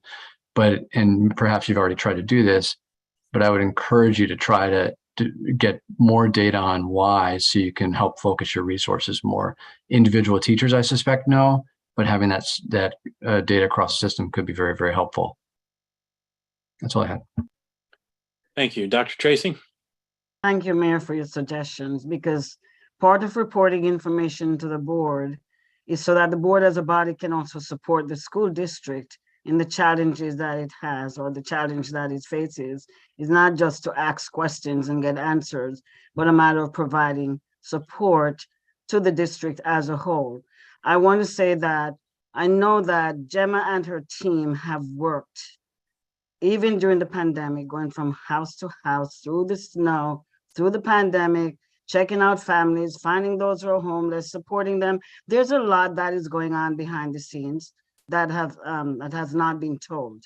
And maybe we're not telling our stories very well. But I must say, as a leader of the district, the good, bad, and the indifferent, I take full responsibility for it because I'm the leader of the district. But along with that comes a lot of us with responsibilities as we try to wrap our hands around our students. Our students need all of us and all of our support. So if there are suggestions that this board has to give to Ms. Lumpkin, to me, to the team of folks that are working their tails off at the central office, to the schools who are reaching out, we have principals going to children's homes, knocking on doors. Well, if there are suggestions, we will take all the suggestions because on the whole, it's our school system, all of us in it together, and we can all make it better. Thank you. Thank you. Dr. Yarbrough? Yes, thank you. Just one suggestion. So I think it was already suggested for us to report school-specific data. So in addition to the grade-specific, school-specific data. And one intersection that I'm interested in exploring that might be helpful is to know, so we invest a lot of resources in after-school programs, weekend programs with different providers who help to support our students. And to be able to see what resources a particular school has, what impact that has on attendance, and then also for the students who, I think there's a category of absence that says alert, where when it's not based on sickness, I mean, if it's based on sickness, we can have a health consultation, but if it's not based on sickness, then to see, are those students and families plugging in to the after school supports or the in-school supports that are available, and is it helping? And if they're not plugging in, why? Maybe there's a particular type of support that could be useful that we provide or that one of our partners might provide. But even just doing that cross intersectionality might help us to ask more questions to get to what might be useful. So I know it's not going to tell us specifically what is working and what's not working, but there might be enough correlation there in the data that we can follow up and see. So thank you. All right. Thank you, Dr. Yarbrough. I just had a couple quick questions. One is, I think that this is great. We've been having this discussion. I think it's a key thing. It's obviously these numbers are crisis level numbers, and it's as it's been talked about by many people, problems that go across the district, and they're also multifaceted. Even the data collection in the absentee, the excused absences versus unexcused. So it's a lot of stuff to dig into. I suggest that we have this on the agenda at the first meeting, the first full board meeting of the month, each month for the next several months, to keep diving into some different facets of the absentee issue that would provide chances to, bring more information in, case studies, or deeper dive into some populations that people are asking questions about. I know staff do a huge amount of work on these issues, so it also would give them a chance to talk about some of the interventions that are working. It also would help inform the board and the public as to where we can be stepping in and being helpful, because this is going to be, if a family member, if people aren't getting their kindergartners to school, somebody's sick, or there could be some other crises or whatever, and those start to become not just a parent's problem or a family's problem, but a society's problem, a church's problem, a neighborhood's problem, a friend's problem, so that we can just keep shining a light on this. So I'm glad we've been having that. I'm going to be taking a look at the data myself on the suspensions, and as has been said, the data by school is particularly useful. I'm also curious about days of suspension, and because in my view, in-school suspension is better than a day of suspension, and 1 day is better than 3 days, etc. Because each of those days is suspended is a kid out of the classroom, a kid who might need to be out of the classroom because of some disciplinary issues, and a chance to kind of reset some relationships, and also hopefully a chance for some restorative practices to help repair some of the harm, which helps the reentry work better after a suspension. So I might have some other questions about that, which I will send to Dr. Tracy and also to you, Dr. Sherbin. It may be something that could, in the next time this is reported on, which should probably be in a couple months after the next marking period, that also might help inform the report. So none of that is a specific question, but I just wanted to also say thank you. I know a lot of people are working on this, and it is a huge problem. Dr. Tracy, was that the end of your report? Yes, Mr. Wilcox, thank you so much. All right, thank you. Thank you, board members, for your suggestions, and keep the suggestions coming, please. We're reaching out to everyone to get help, the community, everyone to get help with how we can get our students in school and staying in school. Thank you. All right, thank you very much. So moving on the agenda, the next item is the president's report, which there is none because we don't have a president here tonight. So we'll move on to the following one, which is a Head Start report, in which case there's no report because our next meeting is this Thursday. So I'll have a report on that at the next meeting. Next item is the citywide school building committee report. I'll just say that we met last week as we do once a month, and the report on all the major capital projects and operations, and what schoolers getting new doors, and what's the status of a swimming pool, etc. That report should be posted to the website within the next day or two, and I invite everyone to take a look at that. So the finance and operations report, I will just mention there was some materials that were put in the packets and also posted in the other meeting materials, or the meeting materials for tonight's meeting. That includes budget document. We had a report about from food service, and that's the budget for that's looking good, and I invite you all to take a look at that. The major thing I did want to mention is that we did have a report from Mr. Lamb on the transportation contract. As you all probably remember, the transportation contract is done at the end of this school year, or at the end of this fiscal year, rather.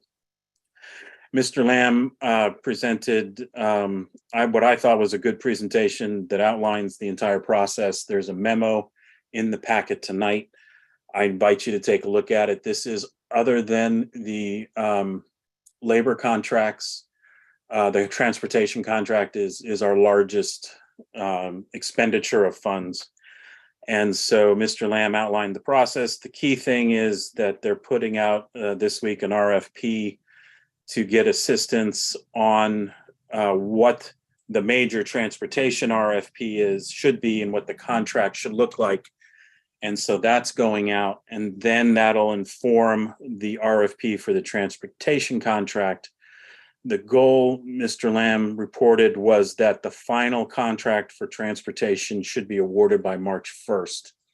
And so it would come to the full board the last meeting of February. So it's that, I think, personally, I think that will be very helpful in making sure that this key contract is settled months before the school year. And this also gives chance for transportation companies to be notified with the basics of what we're looking for so that they're ready when the RFP is actually posted. So invite you all to take a look at that.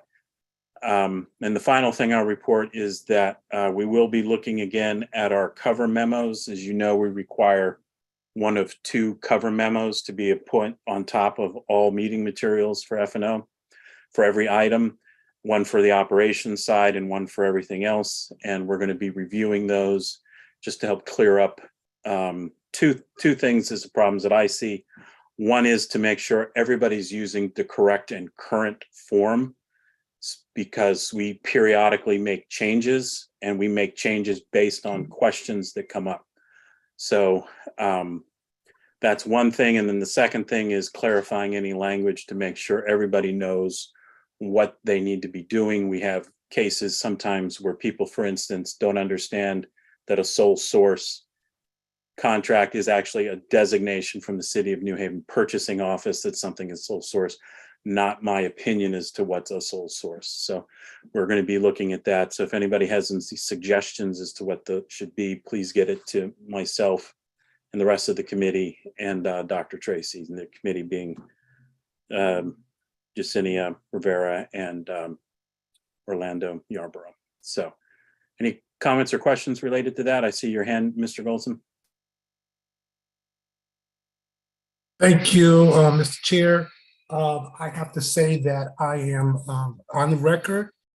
I am pleased so far with the progress being made by your committee and Mr. Lamb and his folks with moving this process forward and getting it out early enough for it to be a fair process, and maybe even a cost-saving process for the school system. Normally, I argue for contractual processes that allow local and minority contractors to fairly be able to participate. Obviously, this is not one of those. We're not going to find any Black or Hispanic owned bus companies in New Haven or anywhere else at this time. But it's still about fairness to everyone. It's about possibly saving on the taxpayers in the school system funds, especially since this is one of the larger contracts in the school system. So I just want to, I beat up on folks when it wasn't fair. I'm going to applaud folks when it is fair. And I see a process moving along that I think is a fair and good process following our rules and the city's rules and so on. I just have one question for Mr. Lamb. I'm wondering when this RFP is going to be posted by the city for the consulting services. It's posted now. It is posted. Okay. It was posted as of today. As of today. Okay. Terrific. All right. Thank you. So you're on track for getting this done in the time frame you set out. Thank you, sir. Absolutely trying my best. All right, thank you. And the one thing that I just checked my notes that I forgot to mention is that Mr. Lamb's plans for this is not just cost savings to the district, but also asking for scenarios and possibilities for us to meet the environmental goals for our climate change thing that we just passed, and a couple other different scenario things that they're asking for so that we can ensure we're getting the services we need. So thank you for that. Next item on the agenda is the governance report. Dr. Benitez? Yes, this month we cancel our meeting due to a lot of people are working on policies, but we had no items to move. We were going to reschedule, but looking at our agenda, we didn't have any items to move, and we couldn't meet the 48 hours posting of the meeting due to the holiday. So we will be meeting in December. And I'm encouraging everybody who's working on policies to please bring them forward so that we can discuss them and that we can move them forward to the board. All right, thank you, Dr. Benitez. Next item is food service report. Dr. Yarbrough? Yes, thank you. We had our meeting and we will meet again next month. I'm very grateful for the director, talented team, and our partners who work around food services and around the food gap that our students experience. I'll just name two things that I'm grateful for that we spoke about. One, Mr. Lamb's leadership and the staff have onboarded a person for energy management and sustainability. And as she begins to work, it will allow us to take a pulse of what's going well in the district and where we can make improvements, and also begin to integrate some of our sustainability efforts into the different parts, and that will include food services when appropriate. Also, the team that works every time there are breaks when the school day is not in session, but the students still very much would benefit from a meal.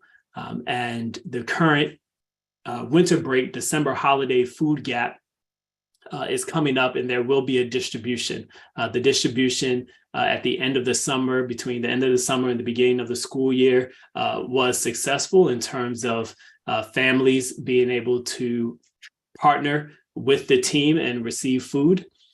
And so they're looking to replicate that success and expand upon it during the December food gap. So I'm very grateful for those teams. That's all for my reports. All right. Any comments or questions? Seeing none. Looks like the next item on the agenda is another executive session. First one was so much fun. Let's have another one.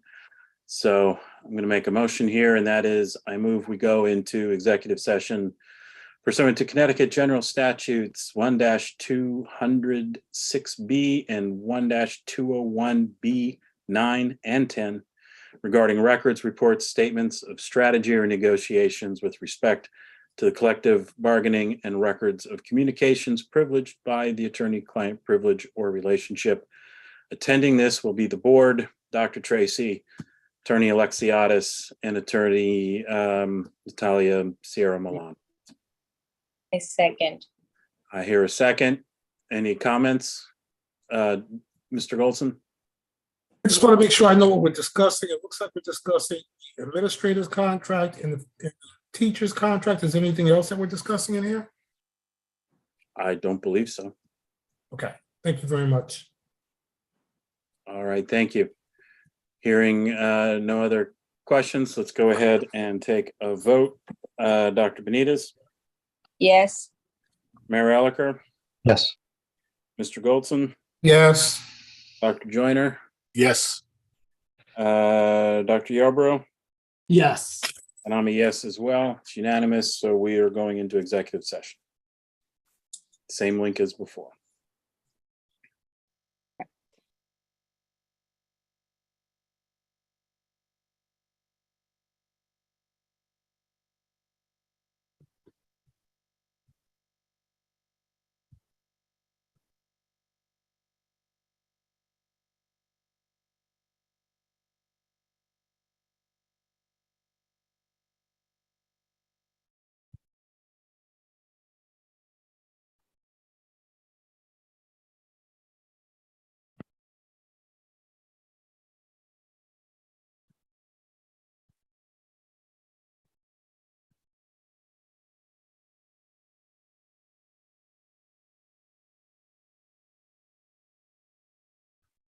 033-818.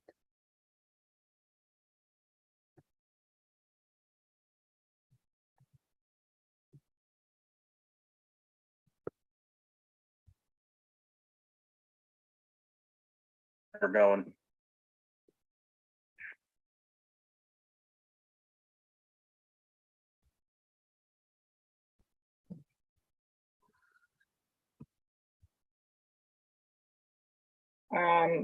Is this everybody? No, Dr. Benitez. I'm here. Okay, Mario. We are Raise your hearing hand if you're not here. the session right now. Mayor- Please make sure you Mayor mute is yourself. Mayor Allen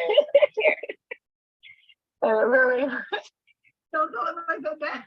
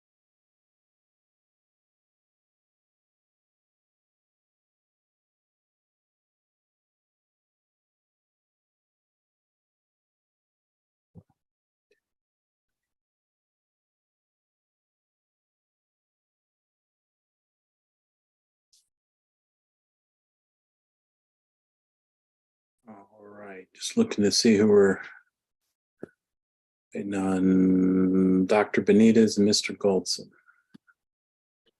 All right.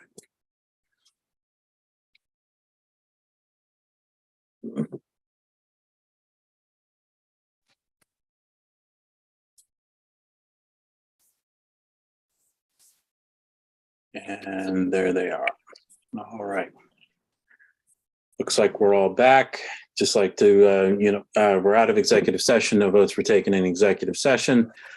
We'll move on with the agenda. And the next item is a motion. And I will be making that motion. So I move that the New Haven Board of Education approve the tentative agreement reached between the School Administrators Association of New Haven and the New Haven Board of Education as presented to the board this evening. It's moved further that the New Haven Board of Education authorize Dr. Eileen Tracy to execute the memorandum of agreement, modifying the tentative agreement to include the additional quarantine language presented to the board this evening. Do I have a second? Second. It's been seconded. Any discussion? Mr. Goldson. Thank you, Mr. Chairman. I want to thank the team that worked to put this together for us. I have a little bit of issue with the process. 2 points being, when we were doing the teacher's contract, we were getting regular updates about that contract.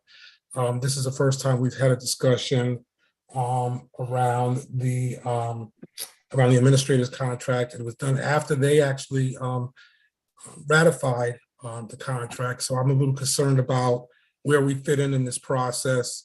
I hope that it's done in a different way in the future. I won't be on the board, but I hope for the taxpayers, it will be done in a different process. The other concern that I voiced, and I'm going to voice here on the record, is that the assistant superintendent, one of our board members, negotiated, and our lawyers, of course, negotiated this contract. I'm uncomfortable with the fact that the assistant superintendents are involved in negotiating this contract on behalf of this board and the taxpayers, because they are directly affected by what's in this contract. Their contracts mirror this administrator's contract. So they have no incentive to try to save the taxpayers money when they're negotiating for the taxpayers. So I hope in the future that there is a different process that is followed that is fair and protects our side of the negotiating table. But that being said, I'm going to vote to approve the contract. Thank you, Mr. Chair. All right, thank you, Mr. Goldson. Any other discussion? Hearing and seeing none, we will go ahead and take the vote. Dr. Benitez.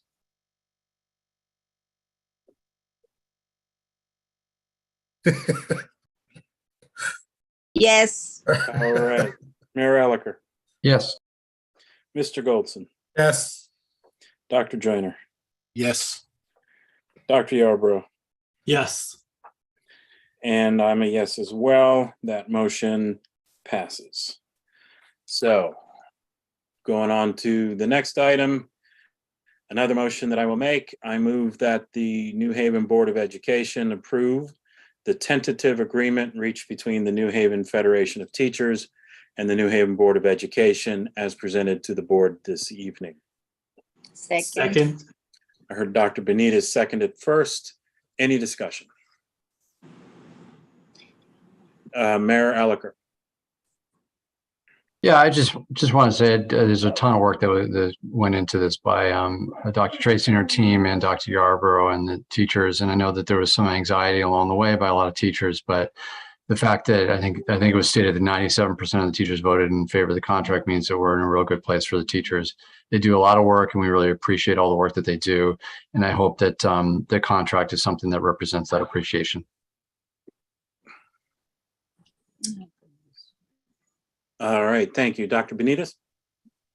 I pretty much want to second what Major Elicker said in terms of the hard work that comes into negotiating on behalf of each of the groups that the teams were representing, and that they, in the end, did a great job in bringing us forward. And only the kids in New Haven should benefit of this. And I'm happy that we were able to get here.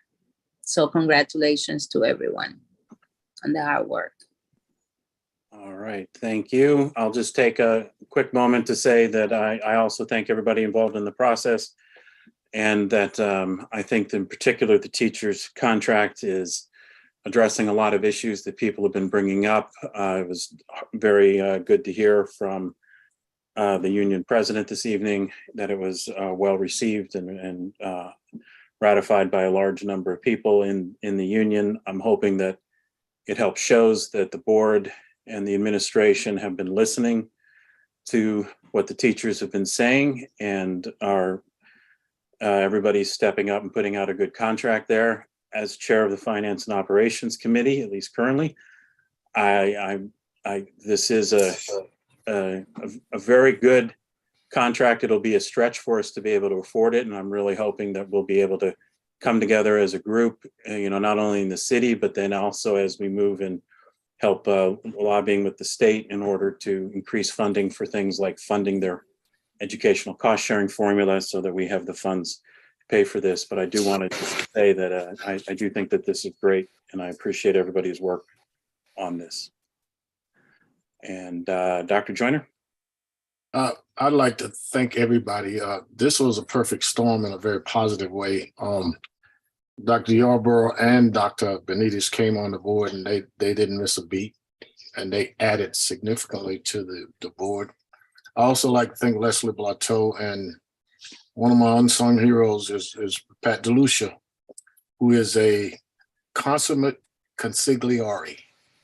I don't think he's ever given anybody bad advice, and I certainly applaud Leslie's assertiveness and insistence on creating the best teaching and learning climate for teachers. And I look forward to more work beyond the salary with teachers going forward, so that we can create the system that this city deserves. And Mayor Elica, your leadership as a mayor is, I don't even know how to say it. It's just phenomenal.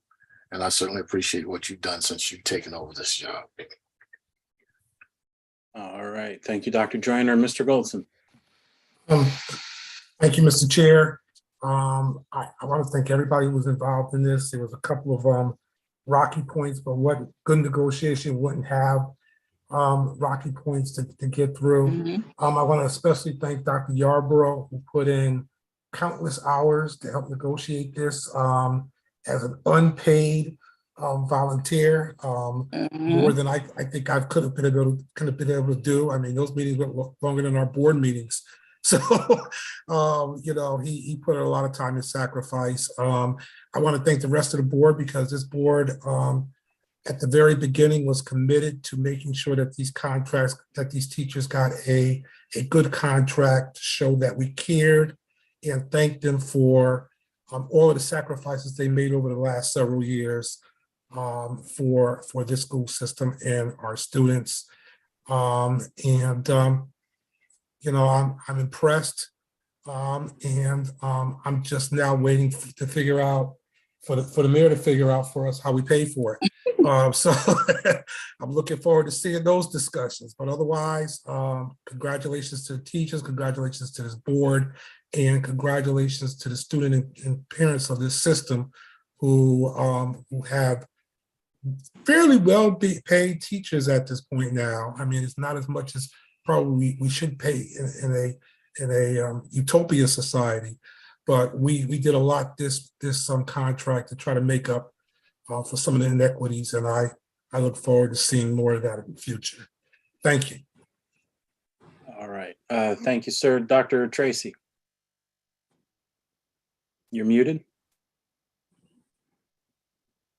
I want to thank everyone for their patience and the ability to listen and respect each other. I want to thank my team, Ms. Hannons, and Dr. Finley for and the other big Miss Hannons for endless hours that they've given up to work on these negotiations and for giving their voices to what need to happen.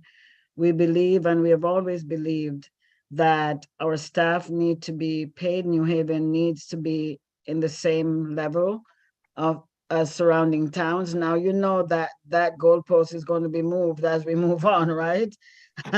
When they see us close to their town, they may be giving higher salaries. So we have to be prepared to continue to make sure that our salaries are commensurate with the towns around us. So the teachers deserve that. The administrators deserve what it is they're doing.